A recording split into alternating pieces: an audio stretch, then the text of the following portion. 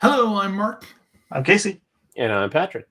and today we're going to talk a little bit about towing and what's improved in the Tesla navigation system, something we might have predicted some time ago. But first, let's roll that title.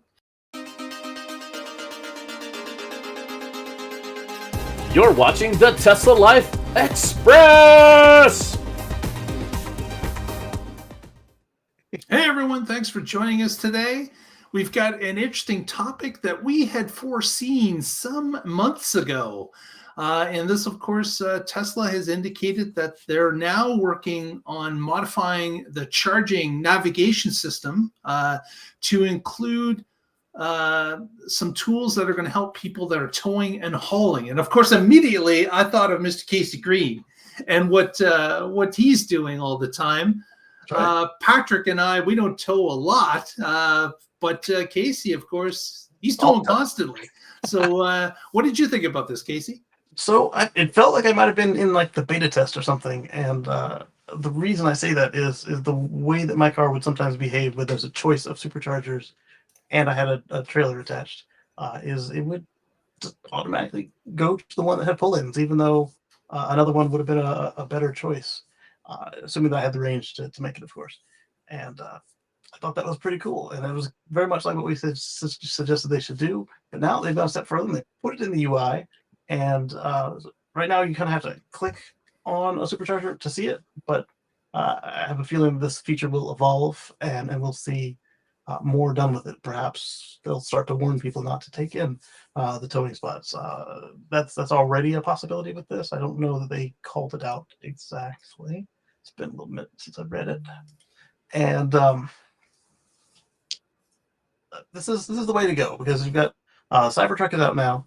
Model X has been towing for a good minute, and the Model Y can tow, and then of course worldwide you can tow with everything, which is interesting that you can't tow at Model 3 in North America.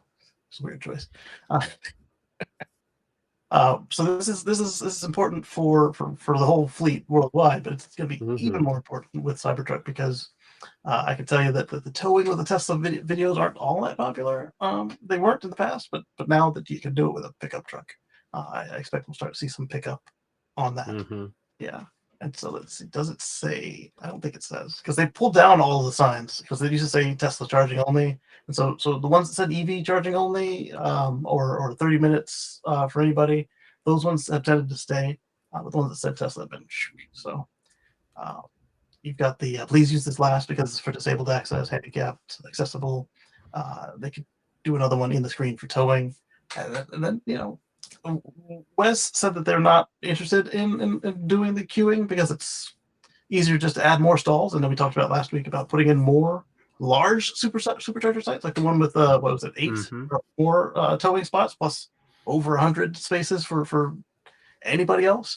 So both of those work, but also if you're towing, it's nice to know that you don't have to unhook, or even if it's nose in, but you still have to unhook. Maybe you can kind of angle it, or just to show up after hours so that you can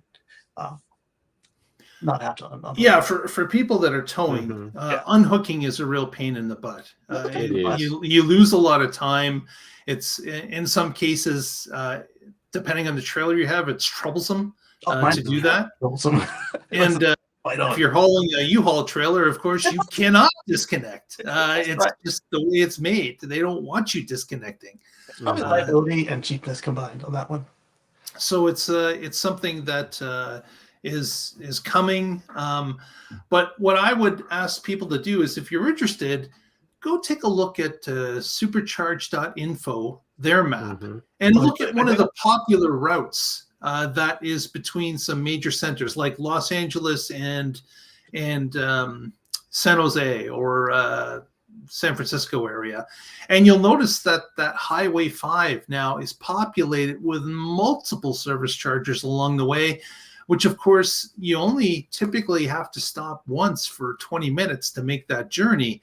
But now with all these extra superchargers they're adding along that route, it's making sense that the new superchargers they're putting in will have dedicated spots for trailer towing, for Cybertrucks, for Model X's and Y's that are towing, because they keep adding to this corridor. And if they know you're towing, why not suggest that you should hit A or B instead of C? Because that's going to save everyone a lot of extra aggravation if they just let everybody pick something that may or may not be suitable to what they're doing. That's right. Supercharged info, they are showing whether it's not trailer friendly, if they know that for sure. Some of them don't say, and if it is trailer friendly, they're saying that, as well as if they are known to be not handy capable. So if they don't have any disabled access or if there's any difficulties that they are aware of, they're marking those out as well. And I don't know if they're pulling that from Tesla's data or if this is from just the community telling them this. Pretty cool. And of course, that's one corridor. On Casey's side of the world, on I-95, that corridor, again, they're all adding these extra in-between superchargers. These new sites are coming up, and of course, they're now flagging that this one is going to be trailer friendly. This is the one that will push us to. Patrick, you had something a while ago when we were talking about this, about how Tesla could maybe know if you're pulling a trailer. Exactly. What do you think they could do to actually know that ahead of time? Right. So I'm sure most of you, if you drive a Tesla, you're well aware that it has tow mode. And so if you put it in tow mode, then they're expecting you to have a trailer back there or something that you're towing. You plug in electrically so that you have the brake lights and turn signals on the trailer. So they have that indication. Plus they have a rear facing camera. So they could actually just use AI to determine if you have something back there. That car won't stuck to you. Yeah, you're really being tailgated by this car for 100 miles. They've been right on your bumper. This is the beauty of them having a vertically integrated software stack. They can use this information, whereas if you have your visualization system by one vendor and your navigation by another vendor, there's no way they're going to have that information communicate with each other. The vendors each have their own protocol. They're not going to interoperate very well, and it would be, or they'd want to charge you $1 billion to develop it, or even something obviously ridiculous. Right. They'd be like, "Oh, this is a feature ad halfway through. This is extra fees," even though it costs them nothing. Right. Nothing. So this is a great way where they can say, okay, once we know you're in tow mode, then now we know you're going to a supercharger. We can suggest the station that best fits what you're currently doing. And more importantly, for the other drivers, they can not suggest that one, so it's still available when you need it. Yes, they do tell you how many are available and if it's going to be full when you get there and how many you're going to be waiting. They'll say, the 8 cars waiting. They say that now. One critique, I'd say, I think they call it trailer mode now, because tow mode specifically, people are expecting it to roll free so you can put it on a tow truck. They used to both be tow mode. That's a good clarification. They used to both be tow mode. Right. Yes, you just have to know the context. But okay, that's smart. Avoid the confusion by calling this trailer mode, not tow mode. Because tow mode is when you're being towed, not towing. Yeah. Towing mode. Tow when you're hauling something else. They come on board with this. But they could tell, even if you don't have if they can't tell, like maybe you're hauling something super light and super low and abnormal. You flip that switch on or you plug in the lights, they can tell. It makes sense. And this is a little overdue, but I'm glad to see they did it. And it might come to Legacy as is, or maybe just silently. I think that would be, certainly notifying you, even if a Legacy, if they couldn't actually determine as to whether or not you were towing or not, maybe in the meantime, having the Legacy cars have the ability to just press a button at the beginning of your journey, I'm towing. Yeah. And then you plug in the trail lights on that one, it still does it. Okay. So the only question is whether or not the cloud can see it. I don't know if the mothership can or not. That's a lot of the reason why we're left out a lot of stuff is because they just can't ask your cars, "Are you doing this thing?" I don't know why they don't add it in, but that's neither here nor there. So they could still at least have the car pick that up on its routing, even if they don't know for sure what's going on with that. Or they could say, you've jumped up 500 watt hours per mile more than Oh, yeah. normal. Yeah, That's that's another way they another can key detect it. indicator. Yeah. Mhm. And that one they can see because even the 2012 Model S tells you how much it's consuming while it's running down the road. Yeah. It says you're either pulling a trailer or you've got yourself a hitchhiker you're unaware of. Why is it uphill everywhere you go? Flat. Flat. But yet the air pressure is perfect. Yeah, so this of course is the evolution of the supercharger system. We're getting new stalls, we're getting new locations, and they're looking for these specialized situations that, of course, with the Cybertruck being launched now just about a year long, that we've got a lot more people that are towing, and they require the towing for business, or they require the towing for what they're doing with the truck. So these are things that we're going to, come front and center, and here we are starting to deal with it and making adjustments and modifications and iterations to the navigation and supercharger network in order to make customers happy again. So speaking on the more chargers and bigger chargers, on this last trip we took, I was expecting to end up at the Buc-ee's in Florence, and it decided it wasn't going to do that. They're like, yeah, let's go a little bit further. We're going to Dillon, South Carolina, and I was excited and then underwhelmed. It said when you get there, there'll be 38 stalls open. 38 stalls on the East Coast. What's going on here? And I was excited. I was like, okay, maybe we got ourselves an oasis, like in West. We don't have an oasis. I was like, okay, well, maybe it's a mall or something awesome.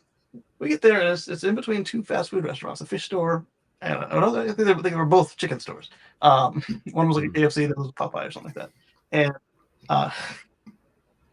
it was a space that looked like it used to have a restaurant, but doesn't anymore because it was not set up to be like the shared driveway, shared parking situation, and just the whole perimeter of the lot was reverse in regular V3 stalls, and at the end where would be the driveway where they're advertising, and you got the sign, there's our chicken special or whatever, were 4 or 5 trailer friendly pull-in stalls, and that was awesome. And then we used the shared driveway from I believe the Popeyes to actually get into that lot and deal with it, which was interesting. Yeah.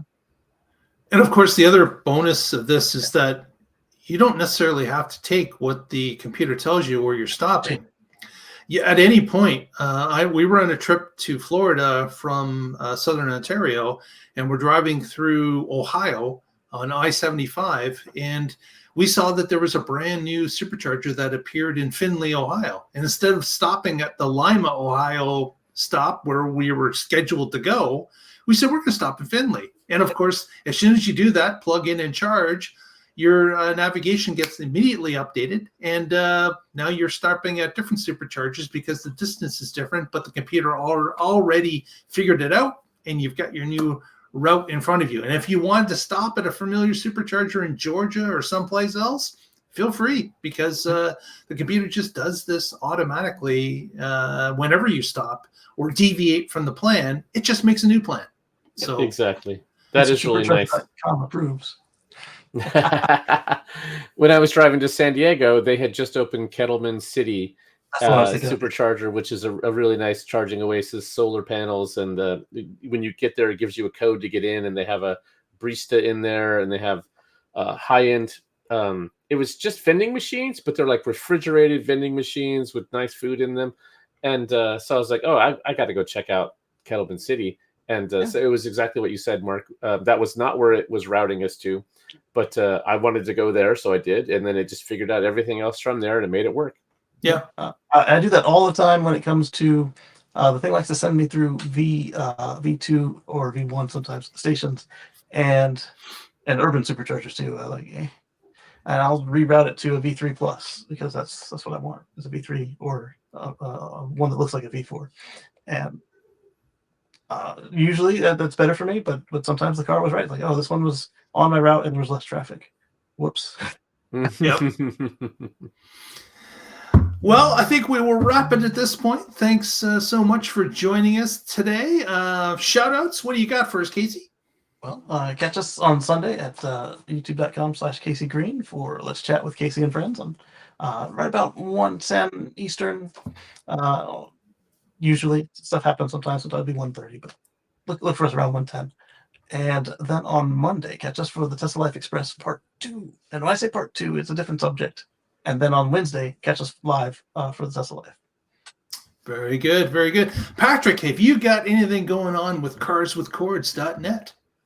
I do. In fact, my utility is kicking me off of time of use and putting me onto another program, and it's not as good as the one I'm on. So I'm ranting about that, and I have charts and data to show why they're wrong and this shouldn't be happening. And so yeah, you'll be able to see that on carswithcords.net soon.